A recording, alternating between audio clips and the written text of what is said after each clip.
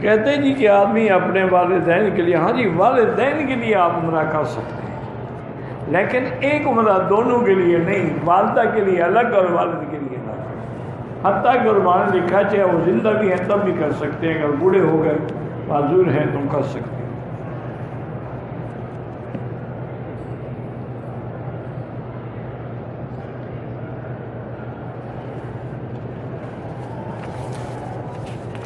کہتے ہیں جی کہ میرا نکاح جو ہے 1992 میں ہوا تھا اور رخصتی جو ہے وہ 2004 میں ہوئی۔ جب نکاح ہوا میں اور میری بیوی چھوٹے تھے، والدین نے نکاح پڑھایا تھا، کیا نکاح ہو گیا؟ اتنا جلدی مسئلہ پوچھنے آ گیا یار، ابھی کچھ 10-15 سال اور صبر کر لیتے۔ 2004 میں رخصتی ہوئی ہے جناب کی، اور 2018 میں مسئلہ پوچھ رہے ہیں۔ انا للہ و انا الیہ راجعون۔ بچپن میں والدین نکاح پڑھائے، بالکل ٹھیک ہے، وہ ولی ہے۔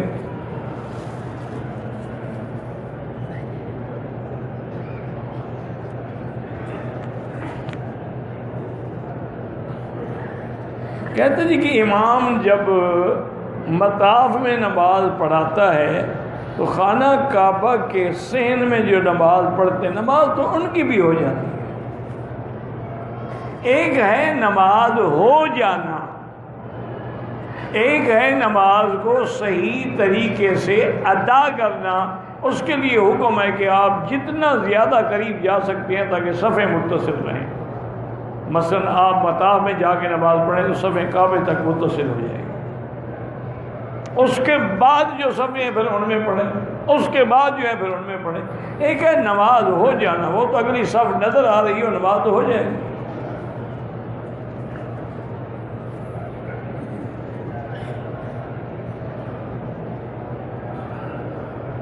کہتے ہیں جی کمپنی میں ایک ملازم ہے کینٹین کا، تو کینٹین کے لوگ اسے کچھ نہ کچھ کھانے کو دے دیتے ہیں، مالک پوچھے کوئی آگے نہیں، لیکن بہتر ہوتا ہے کہ مالک سے کہہ دو۔ پیدا ہوتے ہی اگر بچہ مر جائے اس کے نام کی کیا ضرورت ہے؟ اسی لیے حکمت ہے نا کہ 7ویں دن عقیقہ بھی کرو اور نام بھی رکھو۔ وہ پیدا ہوتے ہی مر گیا تو نام کی کیا ضرورت ہے؟ اس کا جنازہ بھی نہیں ہوگا۔ اگر ماں کے پیٹ سے زندہ نکلا ہے پھر جنازہ ہوگا، چاہے 1 دن کا بھی ہو۔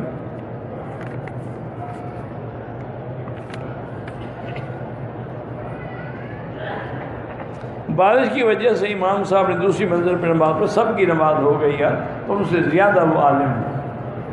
ان کو پتہ ہے کہ اگر خدا نہ خواستہ نماز نہ ہو تو وہ ساری مخلوقات کی لاکھوں لوگوں کی گناہ اپنے سر پہ رکھیں گے۔ یہ تمہارے علاقے کے مولوی نہیں ہیں کہ گلے میں پگڑی ڈال دی تو مولوی بن گیا، یہ تو علماء ہیں۔ یہاں کے جتنے امام ہیں، مدینہ پاک کے ہوں، مکے کے ہوں، مسجد قباء کے ہوں، یہ سب بڑے الحمدللہ چوٹی کے علماء ہیں، اور باقاعدہ استاد ہیں، مدرس ہیں، کوئی پڑھاتا ہے، کوئی مدرسے میں، کوئی یونیورسٹی میں اور افتاء پہ، تو اس لیے وہ سمجھتے ہیں کہ کہاں نماز ہوگی کہاں نماز نہیں ہوگی۔ تم بلا وجہ سے اعتراض ڈھونڈنے کے لیے آئے ہو یا نمازیں پڑھنے آئے ہو؟ کہتے ہیں کہ تبلیغی حضرات جو ہیں آیات جہاد جو ہیں وہ ان کو کہتے ہیں کہ یہ ہماری محنت جو ہے یہ بھی جہاد ہے۔ بالکل ٹھیک کہتے ہیں۔ سب سے پہلے تو اپنے نفس کے خلاف جہاد کرو۔ نفس کے خلاف جہاد کیسے ہوگا جب اس کی نافرمانی کرو گے؟ اور جب دین کے کام کے لیے نکل رہے ہو یہ بھی جہاد ہے۔ جہاد صرف قتل ہونے کا نام تو نہیں ہے۔ جاہدوا باموالکم وانفسکم فی سبیل اللہ، مال سے بھی جہاد ہوتا ہے، نفس سے بھی جہاد ہوتا ہے، جہاد قلم سے بھی ہوتا ہے، جہاد زبان سے بھی ہوتا ہے۔ وہ ٹھیک کہتی ہیں تمہیں پتہ نہیں کیا تکلیف ہے، کوئی نیکی کا کام کر رہے ہو تو اسی پہ اعتراض کرتے ہو۔ کبھی فلم والوں پر بھی اعتراض کیا، کبھی تم نے کسی کلب پر بھی اعتراض کیا، کبھی تم نے آج کل جو بے دینی کی وبا پھیل رہی ہے اس کے خلاف بھی کام کیا ہے۔ اگر وہ بیچارے محنت کر رہے ہیں اور ان کی محنت سے اللہ کا شکر ہے لاکھوں لوگوں کے گھر بچ گئے، لاکھوں لوگوں کی اصلاح ہو گئی، لاکھوں بے نمازی بن گئے، لاکھوں لوگوں کی شکلیں اور لباس بھی سنت کے مطابق ہو گئے۔ تو اگر تم ان کا ساتھ نہیں دے سکتے ہو، اعتراض کر کے اپنی عاقبت خراب نہ کرو۔ ان کا تو بڑی خدمات ہے۔ ابھی مجھے ایک آدمی بتا رہا تھا، ابھی جب میں آیا ہوں نا، ابھی مجھے ایک آدمی بتا رہا تھا، اس نے کہا کہ میں نے رات خواب میں دیکھا کہ بھائی عبدالوہاب صاحب اور آپ اکٹھے مسجد میں بیٹھے ہوئے ہیں اور بڑے خوش ہو کے آپ سے باتیں کر رہے ہیں۔ اب یہ بات انہوں نے دیکھا، میں نے تو نہیں دیکھا، ہمیں تو بھائی خواب ہی نظر نہیں آتا ہے۔ حضرت اشرف علی تھانوی رحمۃ اللہ علیہ کے بارے میں وضاحت فرمائے، ملنا ہے آپ نے، وہ تو فوت ہو گئے، کیا وضاحت فرمائے؟ انا للہ و انا الیہ راجعون۔ تم اپنے بارے میں وضاحت کرو کہ تم کون ہو۔ وہ تو بڑے لوگ تھے، انہوں نے تو قرآن 750 کتابوں کے مصنف تھے حضرت تھانوی۔ تو انہیں کیا سمجھا ہے وہ کوئی بستی کا مولوی تھا؟ اور دنیا کا کوئی فن نہیں جس میں حضرت نے کتاب نہ لکھی ہو۔ اچھا اللہ کی شان دیکھو کہ عورتوں کے لیے بھی کتاب لکھ دی، بہشتی زیور۔ ایک آدمی آیا اور کہنے لگا حضرت یہ آپ نے عورتوں کے لیے بہشتی زیور کیوں لکھا؟ انہوں نے آپ دوزخی زیور لکھ لو۔ تمہیں اگر بہشتی زیور سے چڑ ہے تو کوئی جہنمی زیور لکھ لو، جاؤ دفعہ ہو جاؤ۔ وہ تو بڑے لوگ تھے، قرآن کا ترجمہ لکھا، انہوں نے تصوف پہ کام کیا، انہوں نے اصلاح پہ کام کیا، انہوں نے لوگوں کو اللہ کا راستہ بتلایا، دین کا کام سکھلایا۔ اب تم ان کے بعد اب ان کی ہسٹری دیکھ لیں، کتابیں اٹھا کے پڑھ لیں، مجھ سے پوچھنے کی کیا ضرورت ہے؟ ایک عورت کے 4 بیٹے ہیں، اس نے اپنی زمین جائیداد میں سے 2 بیٹوں کو دیا ہے، 2 کو نہیں دیا، تو یہ سیدھا جہنم والوں کا کام ہے۔ ایک آدمی حضور پاک کی خدمت میں آیا، اس نے کہا کہ یا رسول اللہ صلی اللہ علیہ وسلم، میرا یہ باغ جو ہے نا، میرا ایک بیٹا بڑا فرما بردار ہے، ہر وقت میری خدمت میں رہتا ہے، یہ میں اس کو دینا چاہتا ہوں، اور میں نے اسی جیسا ہدیہ باقی اولاد کو دیا ہے؟ انہوں نے کہا جی باقی کو تو نہیں دیا۔ انہوں نے لا اشہد ولا، ظلم ہے اور میں ظلم پہ کبھی گواہ نہیں ہوں، تو جب تک ان کو حصہ نہیں دے گی یہ ظلم ہے۔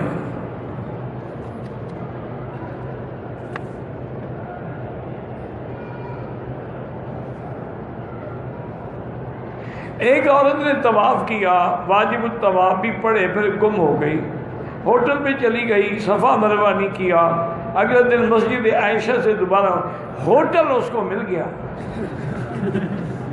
صفا مروہ نہیں ملا۔ ایک بکری دم ادا کرو، کبھی نہیں بھولے گی انشاءاللہ۔ وہ تو دوسرا عمرہ ہے جو مسجد عائشہ سے کیا، پہلے میں تو اس نے صفا چھوڑ دی ہے نا۔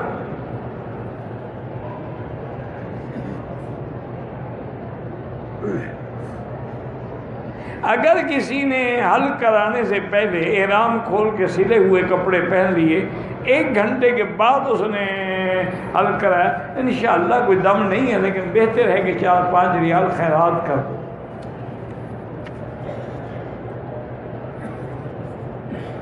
کہتے تھے کہ مسجد الحرام کے اور مسجد نبوی کے حدود کہاں تک ہیں لکھے ہوئے ہیں، جا کے پڑھ لو، سارے کام میرے ذمہ تو نہیں ہے نا۔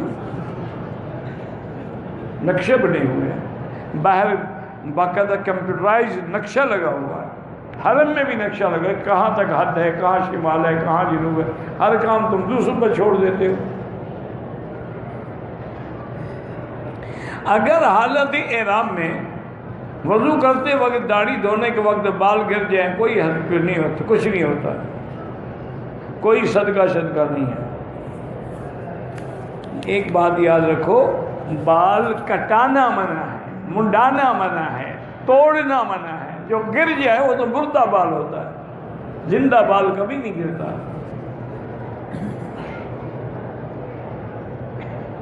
1.5 سال پہلے میں نے تعلیم مکمل کر لی ہے لیکن نوکری نہیں مل رہی. میرے بھائی میرے بیٹے یہ مسئلہ ساری دنیا کو درپیش ہے. بہرحال ہر مسئلے میں اللہ کی طرف رجوع کریں. روزانہ 2 رکعت نماز پڑھا کرو اور اس کے بعد حسبنا اللہ و نعم الوکیل جتنا ہو سکے چلتے پھرتے اٹھتے بیٹھتے انشاءاللہ اللہ مشکل حل کر دیں گے. کہتے جی کہ حرم مکی اور مدنی میں نمازوں کے درمیان میں صفوں کا فاصلہ رہتا ہے. تم کوشش کرو نا صفوں کا فاصلہ کم کرنے کی. وہ تو کہتے ہیں امام سووا استووا سد الخلل تراصوا، وہ تو کہہ رہے ہیں، وہ تو اپنا حق ادا کر چکے. اب تمہارے ذمہ ہے پکڑ کے آگے لے جاؤ لوگوں کو.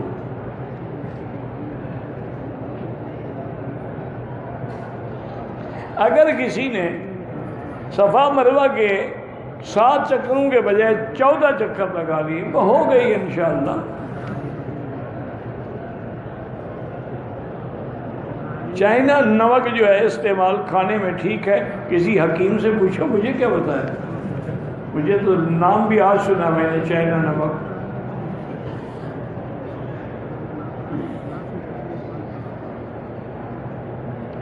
ایک عورت کو احرام کی حالت میں حیض ہو گیا، واپس بھی چلی گئی، اس پہ عمرہ بھی قضا ہے اور دم بھی لازم ہے.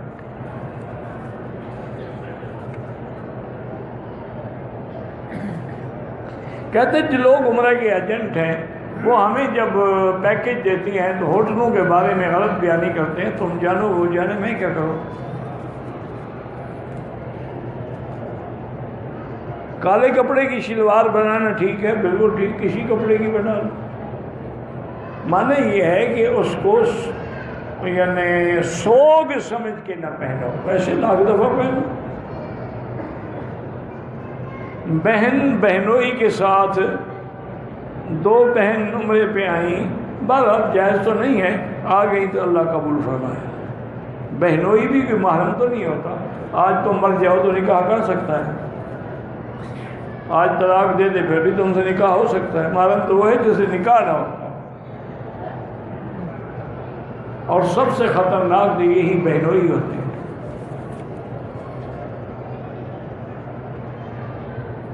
اگر عمرے کے طواف میں کندھا ننگا کرنا بھول گئے کوئی بات نہیں،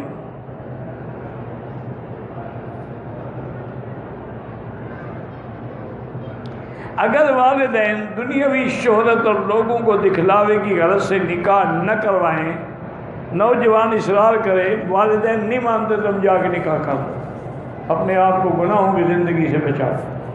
ان کو 2 علماء اکٹھے کر کے بھیجو، ان کو جا کے سمجھائیں. نہ سمجھیں تم شادی کر لو. غلاف کو ہاتھ لگایا تھا کوئی دم نہیں. اولاد نہیں ہو رہی، پہلے چیک اپ کروائے اور اس کے بعد جو قرآن میں دعا ہے رب لا تذرنی فردا وانت خیر الوارثین، رب ہب لی من لدنک ذریۃ طیبہ، جو بھی یاد ہو وہ دعا مانگتے رہیں. وطر میں دعا قنوت نہیں آتی تو جو بھی آتی ہے دعا وہ پڑھتے رہو. رکن یمانی یمن کی جانب ہے اور وہاں دعا قبول ہوتی ہے. کہتے ہیں کہ ہم نے سنا ہے کہ امام شافعی کے نزدیک اونٹنی کا پیشاب جو ہے وہ حلال ہے. تم نے غلط سنا ہے. امام شافعی اور امام احمد حنبل کا نزدیک ہر وہ جانور جس کا گوشت حلال ہے اس کا پیشاب بھی حلال. بول ما یوکل لحمہ کہتے ہیں علماء نے کتابوں میں باب باندھے، اور ان کے نزدیک اونٹنی کا پیشاب جو ہے وہ بھی حلال ہے. اور وہ دلیل یہ پکڑتے ہیں کہ مدینہ پاک میں کچھ لوگ آئے، اصل میں وہ منافق تھے، اب ظاہر تو کلمہ پڑھ رہے تھے نا، لیکن کچھ دن رہنے سے ان کے بیٹ جو تھے وہ بڑھ گئے، اللہ معاف کرے. تو حضور نے ان کو حکم دیا صحابہ کو کہ ان کو جہاں بیت المال کے اونٹ ہیں نا وہاں لے جاؤ. ان کو جو بیماری ہے اس کا علاج یہ ہے کہ ان کو اونٹنیوں کا دودھ بھی پلاؤ اور پیشاب بھی پلاؤ. انہوں نے جا کے اونٹنی کا دودھ بھی پیا، پیشاب بھی پیتے رہے، چند دنوں میں ٹھیک ہو گئے.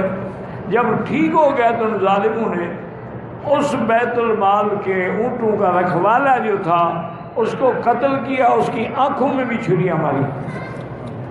اور جتنے بیت المال کے اونٹ تھے وہ بھی لے کے بھاگ گئے۔ حضور پاک نے حکم دیا کہ وہ جہاں بھی ہیں پکڑ کے لے آؤ۔ صحابہ نے تیز رفتار اونٹوں سے اور گھوڑوں سے ان کا تعاقب کیا، پکڑ کے لے آئے۔ حضور نے حکم دیا ان کے ساتھ بھی وہی کیا جائے کہ دھوپ میں ڈال دو اور ان کی آنکھوں میں بھی سرائیاں ڈالو، اندھا کریں، جیسے انہوں نے ہمارے اس کے ساتھ کیا۔ پھر اس کے بعد اللہ کا حکم آ گیا کہ کسی کو وہ سزا نہ دو جو اس نے کیا ہے، بلکہ اب ایک ہی سزا ہے کہ لا قوت الا بالسیف، قصاص تلوار سے ہوگا بس۔ ورنہ پہلے یہ تھا نا کہ اگر اسے پتھر مار کے سر کچلا ہے تو پتھر مار کے سر کچلو۔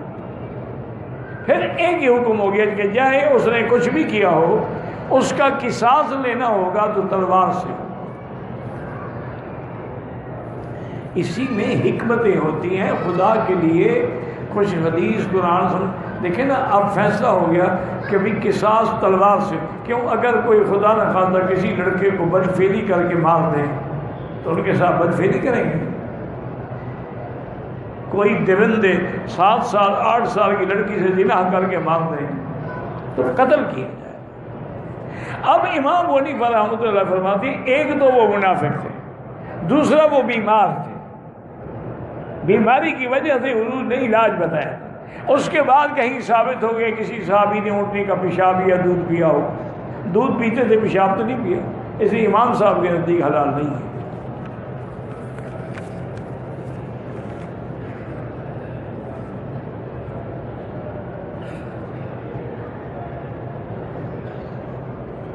ہمارے گھر کے قریب ایک چھوٹی مسجد ہے، کسی اور آدمی کی زمین میں ہے، ہم بڑی بنانا چاہتے ہیں، نہیں دیتا، چھوڑو تم کسی اور جگہ بناؤ، کوئی لڑائی تو نہیں لڑنی۔ اللہ کا گھر بنانا ہے تو جھگڑے کے ساتھ بنانے کا کیا فائدہ؟ وہ نہیں بناتا، نماز بھی نہیں پڑھنے دیتا، تو کیا مطلب خدا کو خود جواب دے گا۔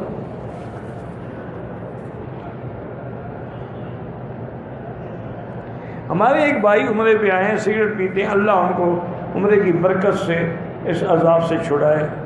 فقہ حنفیہ کسے کہتے ہیں؟ امام ابو حنیفہ کی فقہ کو فقہ حنفیہ کہتے ہیں۔ اب یہ کوئی سوال ہے، مجھے بتاؤ کہ کیا کروں؟ ایک نماز کا ثواب جو پورے مکے میں 1 لاکھ ہے، پورا مکہ مسجد الحرام۔ قرآن کہتا ہے کہ حج تمتع اور قران کن کے لیے ہے؟ لمن لم یکن اہلہ حاضر المسجد الحرام، جن کے بچے مسجد الحرام میں نہ رہتے ہوں۔ یہاں کسی کے بچے تھوڑے رہتے ہیں۔ نماز وتر تہجد کے ساتھ پڑھنا افضل ہے، لیکن خطرہ ہو تو پھر عشاء کے بعد پڑھ لو۔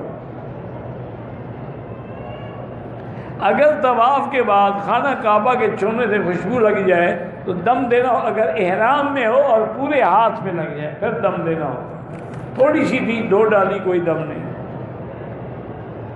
اللہ تعالیٰ کی صفات میں شرک سے کیا مراد ہے کہ عالم الغیب اللہ کی صفت ہے۔ اب اگر حضور کو یا نبی کو یا ولی کو عالم الغیب سمجھے تو شرک ہے۔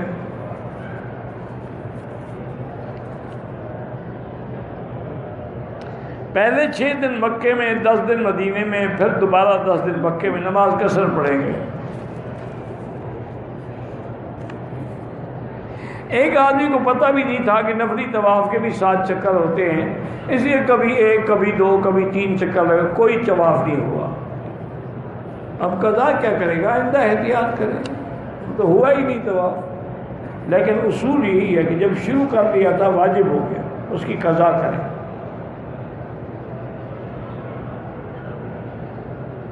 اگر بچہ 10 سال کا ہو جائے تو اس کا خوابگاہ کو الگ کر دینا، جہاں بالکل یہی حکم ہے کہ اگر بچہ 10 سال کا ہو جائے تو اس کو الگ سنائیں، ماں باپ کے ساتھ نہ سنائیں۔ حرم میں جوتے کیبن میں رکھے، لیکن پھر مجھے وہ نہیں ملے، پھر انشاءاللہ مجھے ملنا چاہیے، اکٹھے ڈھونڈیں گے۔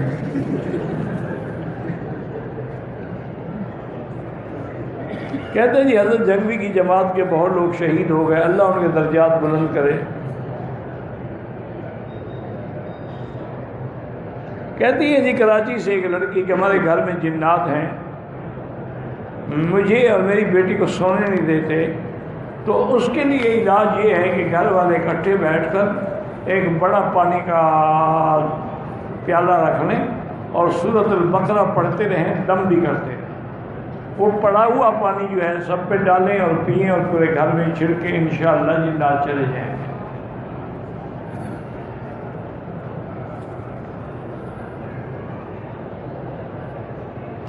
میں نے عمرہ کیا، سارے ارکان پورے کیے، حلق نہیں کرائے۔ ارکان کہاں پورے کیے؟ حلق تو کرایا نہیں تم نے۔ حلق بھی کراؤ، دم بھی ادا کرو۔ چاروں طرف سے کاٹے تھوڑے تھوڑے، دم تو نہیں پڑے گا لیکن بال پھر کٹوا دو سارے، کیونکہ تم نے کٹوائے تو ہیں۔ بہرحال دجال کب اور قیامت سے پہلے آئے گا اللہ عالم کب آئے گا۔ دجال کے ماں باپ ہوں گے، کیوں؟ ورنہ تم اس کو بیٹا بنانا چاہتے ہو کیا؟ اس کا کوئی علاج ہے نہیں، بغیر ماں باپ کے وہ اوپر سے ٹپکے گا، اس کے بھی ماں باپ ہوں۔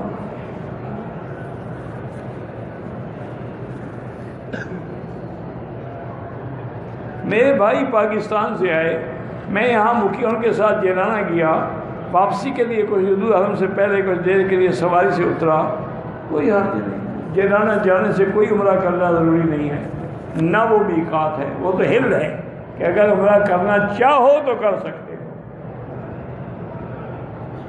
ہم مکے سے مدینہ شریف واپسی میں میری وائف نے حیض کی وجہ سے عمرے کی نیت نہیں کی، مکہ شریف کوئی بات نہیں، اس کے لیے جب پاک ہو پھر طواف کریں، نہیں کی چونکہ تو اب اس پہ کچھ نہیں ہے انشاءاللہ۔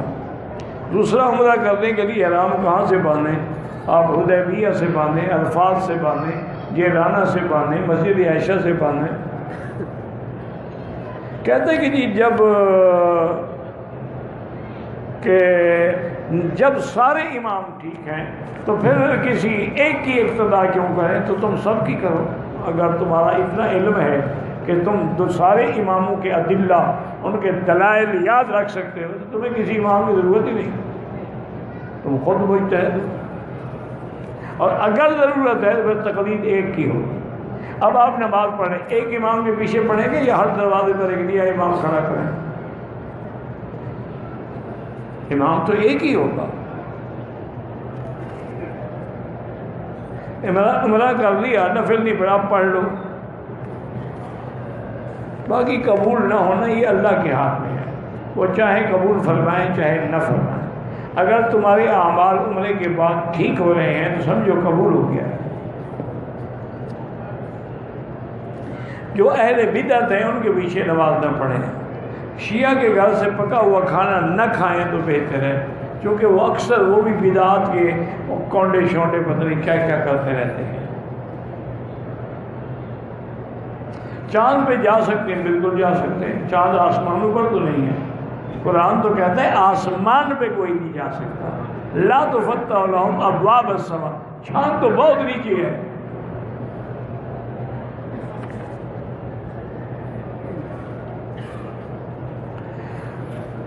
شریعت کے مطابق جب سفر 48 میل ہو یا 78 کلومیٹر ہو پھر مسافر ہوتا ہے، لیکن وہ سفر تمہارے گھر سے نہیں گنیں گے، تمہارے شہر کی حدود ختم ہونے سے شمار ہوگا۔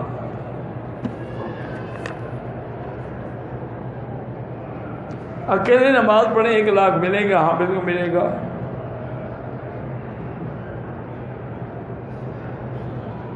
میرے ساتھ ایک مولوی نے فراڈ کیا تو اللہ کو جواب دے گا، اس کا میں کیا کر سکتا ہوں؟ فیصل آباد کے پتہ نہیں کیا امام اور قاری نے فراڈ کیا، اللہ ہدایت دے، بھی میں کیا کر سکتا ہوں مجھے بتاؤ۔ جس آدمی کو جی امام بھی ہے مولوی بھی ہے پھر بھی وہ فراڈ کر رہا ہے، اس کو اللہ کا ڈر نہیں ہے۔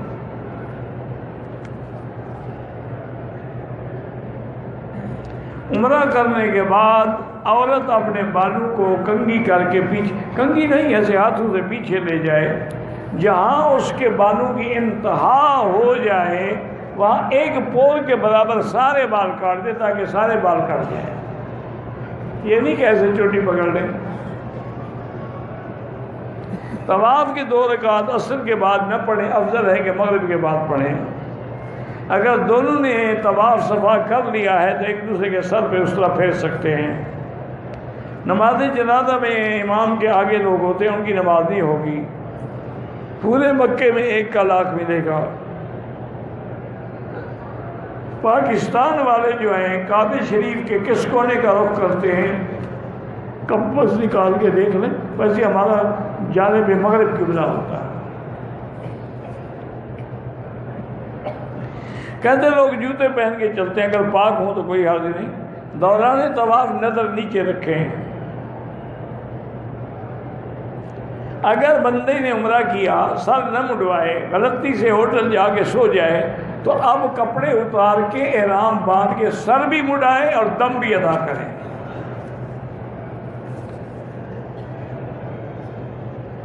اگر عورت کو ماہواری ہے تو عمرہ نہیں کر سکتی، تو مسجد میں بھی نہیں آ سکتی، طواف کیسے کرے گی؟ نہ کرے۔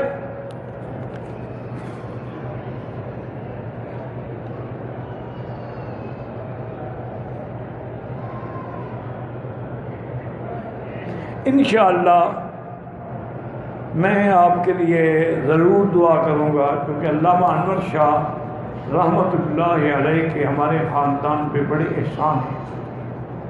پھر علامہ اظہر شاہ صاحب، ان کے سے بھی ہمارا الحمدللہ تعلق رہا ہے، اظہر شاہ صاحب سے، اور آپ ان کے چھوٹے بیٹے شاہ کیسر کی بیٹی ہیں۔ اللہ پاک آپ کا عمرہ قبول فرمائے، اللہ آپ کے دینی دنیاوی مقاصد پورے فرمائے اور ہر قسم کے شرور سے محفوظ فرمائے۔ انشاءاللہ میں دعا کروں گا۔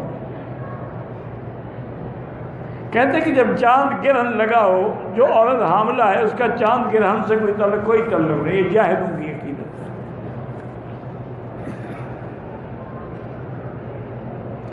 حضور پاک جب معراج پہ گئے تھے تو جس پہ آپ نے براق پہ سواری کی، وہ حضور نے فرمایا کہ وہ گدھا سے بڑی تھی اور خچر سے چھوٹی تھی۔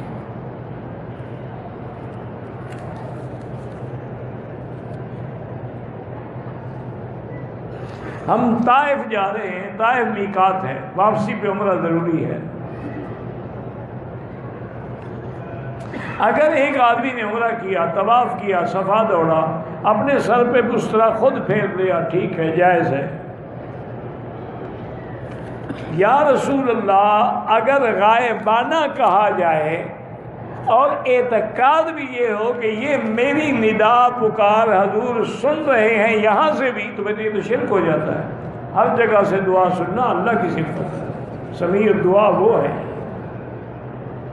آپ دور سے درود شریف پڑھا کریں، وہ حضور پہ پہنچایا جاتا ہے۔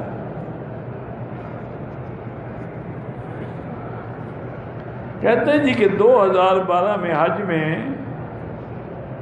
طلوع ہونے کے بعد پتہ نہیں کیا ہے، سورج طلوع ہونے کے بعد کیا ہے، یعنی کیا حکم ہے، طواف میں بے ہوش ہو گئے، صفات نہیں کی، وہ بعد میں عمرہ قضا کریں یا ان کی دم دے دو۔ متحدہ مجلس عمل آپ جانتے ہیں، اگر دین کا کام کریں تو صحیح ہے، دین کے خلاف کام کریں تو غلط ہے۔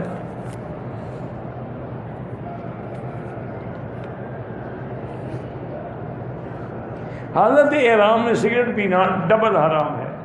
حرام تو پہلے بھی تھا نا، بھائی احرام سے ڈبل ہو گیا۔ میں عمرے کے لیے خاندان سے ایک 10 ماہ کی بچی بھی ہے، وہ نماز میں ضد کرتی ہے، بیٹھ کر نماز پڑھنا کیسے ہے، جائز ہے، مجبور ہیں آپ۔ میقات وہ ہیں کہ جن سے احرام کے بغیر آپ نہیں گزر سکتے، اور ہل وہ ہے جو حدود حرم کے باہر۔ حالت احرام میں رکن یمانی کو ہاتھ لگائیں، بالکل۔ اگر کوئی آدمی تہجد کی نماز، فجر کی نماز، اشراق ایک وضو میں پڑھے، اگر اس کا وضو موجود ہے ٹھیک ہے۔